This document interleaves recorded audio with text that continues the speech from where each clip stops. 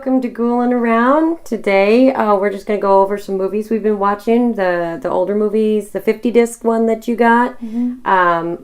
I'm Loretta Mooney, and this is... Joanne Massey. And we are the only two that are actually watching these discs, so... Jason's not too much into the older movies. Yeah, he's not too much into them. And some of these I really can't blame him because some of them are pretty bad. But we're going to go over the second disc. So there's 4 movies for this disc.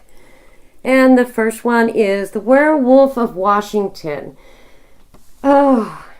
This was in 1973, and technically it came out in color, but I don't think the picture was not very good. Not very good. It was really kind of odd in certain angles, but I think it was just barely when stuff started becoming color. And it was really kind of surprising. I saw that Dean Stockwell played in this one, and Dean Stockwell is known for quite a few different parts. His acting really sucked in this, so I'm assuming this was maybe one of his first movies he ever did. So I'm going to be guilty here. I actually could not make it through this movie. Because these are older movies, they don't have subtitles, and that kind of hurts, especially when the audio is so... Half of the stuff that they were saying I didn't understand, and it was a lot of political stuff in this movie. Yes. So it was... I just didn't understand half of it. The color was horrible. The acting really sucked. And I hate to say that about Dean Stockwell. So it was the political aspect and the fact that I couldn't understand what anybody was saying that I was just okay, I'm done. One, I'm not a politic person. Yeah, me neither. I have no idea what the heck goes on. I don't vote because I don't know what goes on. And then I couldn't understand anybody. The audio was just so muffled and scratched up. Yep. And it was just, I could not, I think I got maybe 20 minutes into it before I changed it. And I actually did watch the whole thing. It took a lot to be able to watch it, and I didn't know half of what they were saying, so this one was not a good one at all. Well, obviously, since I couldn't make it through, I don't recommend it at all. At least, usually, I'm if you can get your hands on it for free, I'd say watch it. But don't even bother. Yeah, don't even bother, even if you can get it for free, because unless you can really turn it up loud and really listen to what they're saying, and I don't even know if you can do that. Yeah. Because the audio in this was so bad. And the coloring was terrible. The acting was really, really bad. Yeah. So we don't really have much to say about this one, and we'll just move right on to the second one. The second one was They Saved Hitler's Brain. Oh my god. Oh my gosh. Okay, so this one was 1963. Now this one was in black and white. Yeah, it was in black and white. And it looked a lot better than the Werewolf in Washington, or Washington Werewolf, or whatever it is. It looked better, and it sounded better. It did. And even the acting was quite a bit better. It was pornish. Yes, it was. It was very much so. Thinking that it was going into, some kind of porn scene, at points. I swear this director probably directed porn before, because everything that the two characters were interacting, and the way that she was dressed and the way he was dressed, you're just waiting for them to strip off their clothes and start doing it. It was I don't know. It and was I didn't totally even know pornish. what those two characters had to do with. No, they had nothing. They had nothing to do with the Hitler's brain part of it. So I don't know. It was a weird movie. If you get a hold of it for free, I would suggest watching it just for the fact that you actually get to see Hitler, his fake face burn up, and it was pretty bad. It was so bad. So we were talking about this. We were expecting them to actually have the brain, and transplant it into somebody. No, they had this case that had Hitler from the shoulders up. So they had him chopped, and you could see his shoulders, but he never talked. No, he just kind of, his eyes just kind of moved around. And he kept making, like, mustache moves like this. Yeah. And he was like, what the fuck are you doing? Yeah, it was weird. It was weird. But, it's like his fake mustache was bothering him. But for a laugh, I mean, if you really want a good laugh, go ahead and, watch this one. Other than that, I mean, it made no sense. Yeah, I would recommend it if you want to laugh, and that's about it. Don't spend money on it. Expect the really odd dialogue of it trying to, like, turn into, like, a porn video. Yeah. It was really odd, just, like, the way they talk to each other and their mannerisms. I was like, am I still watching, like, a terror video? Like, or is this going to turn into porn? Because this is not what I want. See, and I think this one was more of, like, an action pornish movie. I don't even think it was supposed to be, like, scary, because it really wasn't scary. It wasn't, no. But yeah, it's not a too good movie, but I can say it was better than the Werewolf of Washington. Yes, that's for sure. For sure. Okay, and then the third one on that one was The Thirsty Dead. 1974. Yeah. This one was color. No, this one was in color. The acting in it sucked. So what the basis of this was some people were going around kidnapping some women. It starts out in a strip joint. Porn. Yeah. And they were kidnapping these women and taking them to this island of sorts, or some kind of place that was out where there was no city or anything. They were taking them from the city and trying to turn them into... They were trying to kill them, but they were kind of immortal. They would stay immortal by drinking blood. Yeah.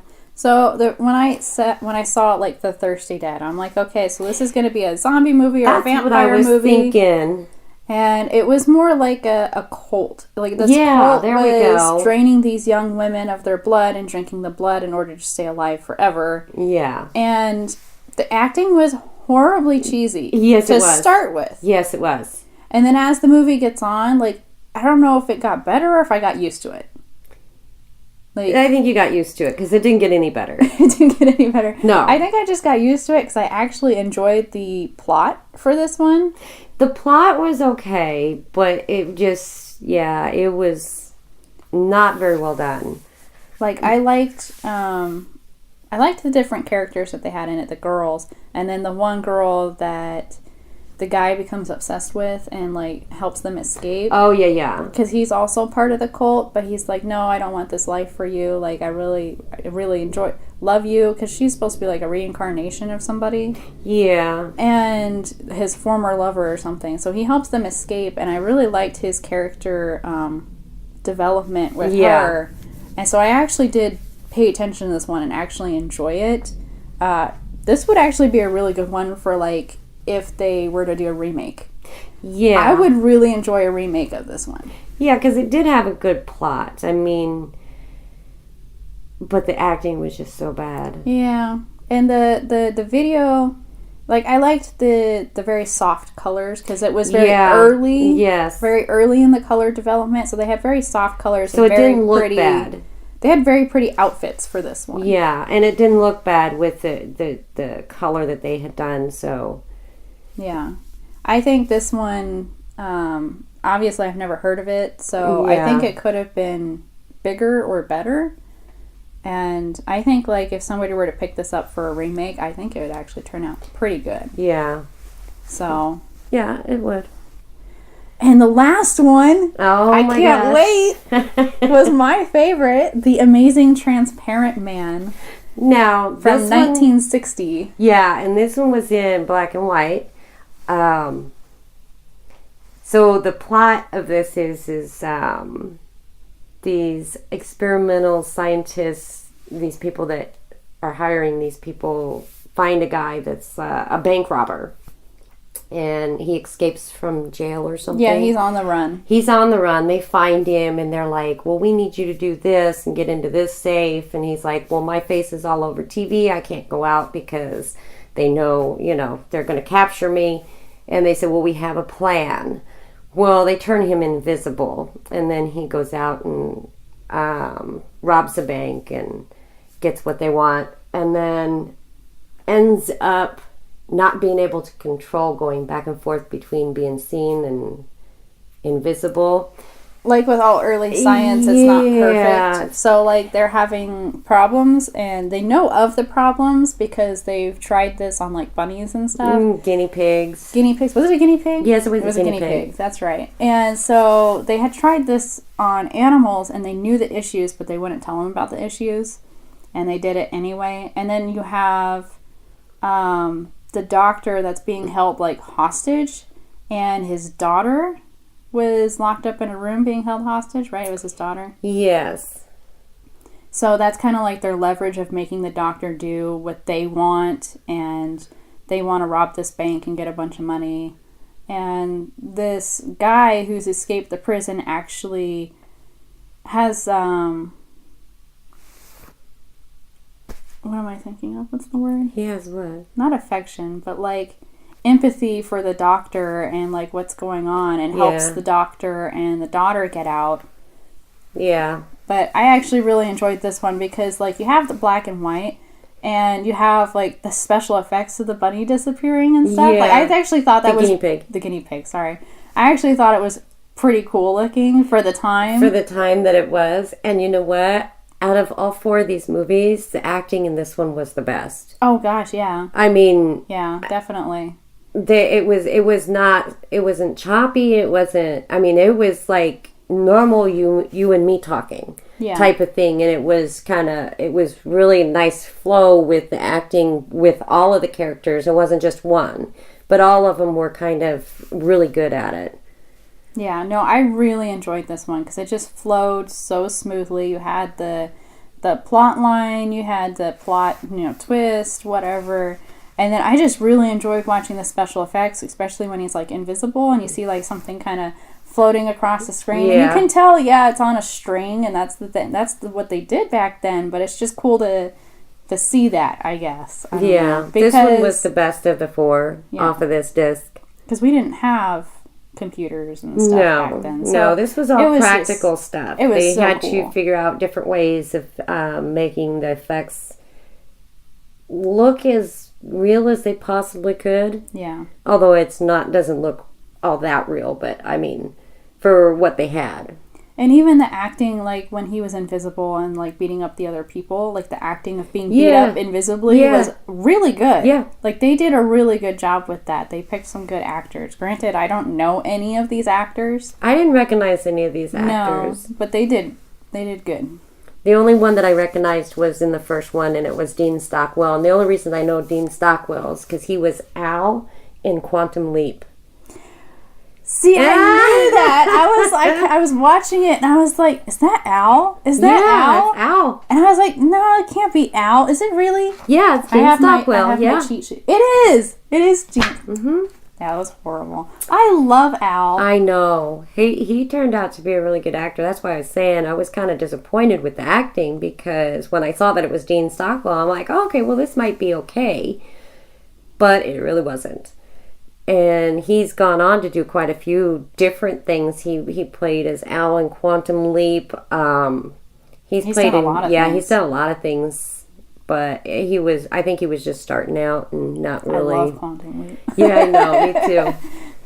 But it's not horror for those who don't know what we're talking about, but it's like it's kind of like older sci-fi time traveling kind of concept, and it was great. Yeah, it's really cheesy now that we watch it, but like it was. But it great. was still. I mean, the basis of the time travel was. It was cool. It was cool the way that it happened. I love the one where he's pregnant.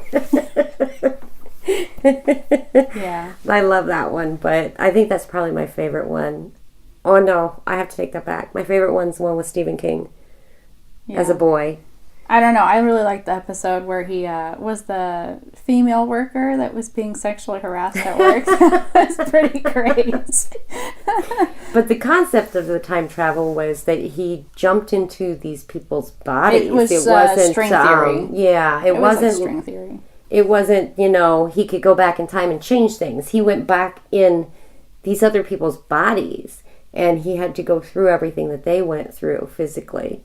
And change something that went wrong. Yeah, and change something that went wrong to save a life or whatnot. So, but yeah, that's a good series if you ever want to check it out. Sci-fi, yeah. It's great. It's old, so beware for the special effects on that one because they get pretty cheesy. They do get cheesy, but the concepts are there. Yeah. So for disc 2... obviously, since I was excited, my favorite was The Amazing Transparent Man. I really enjoyed that one. I think I watched it twice, actually. Oh, did you? Yeah, I really enjoyed that one. I was like, I gotta watch this one again. I liked that one. That was my favorite off of that disc. Yeah, I could not make it through Werewolf of Washington. Washington. The Werewolf of Washington, yeah. I just could not do it. And, like, I kept thinking that, too. And I was like, that looks like Al. That looks like... But the picture was so choppy. Like, I couldn't I recognized him right away. But, he's a lot younger in this than he was in Quantum Leap. Yeah. So, next time we'll be doing Disc 3. We've got some pretty horrible ones on this one. I'm one disc ahead always from Mom. So, I've actually watched Disc 3. So, we'll be talking about... Hands of Steel, The Manster. Oh, jeez. I can't wait for that. I actually really like that one. Blood Sabbath. Oh, my God. Oh, my God. Oh, my God. And The Devil's Nightmare. So, those are the ones we're going to be watching next time. Or talking about next time. Talking about We're going to watch them. Yeah, we're going to watch them and let you know what we think of them. Yeah, and then, like, as you guys watch these, like, some of you guys know us personally, so if you ever want to, like, borrow a disc or something, be like, hey, I heard about this, can I borrow that disc and watch it? Just let us know. Yeah, definitely.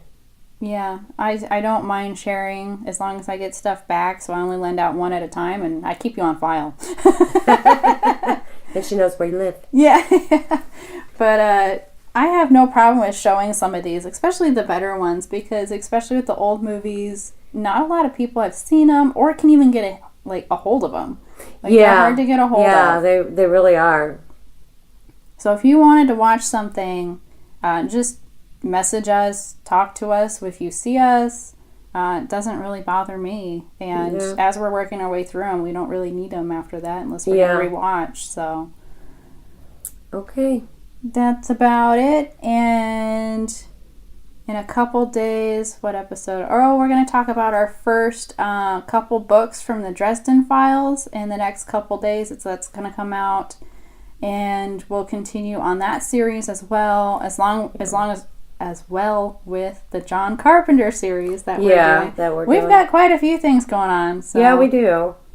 And our horrible holiday things that we're doing. Yeah. So, a couple days earlier, you guys got to see the Leprechaun St. Patrick's Day, and that was fun. Oh, yeah. So, like, subscribe, ring the bell. Please share with friends. We're trying to really get out there. So, let us know what you think, and let us know. Keep Ghoulin.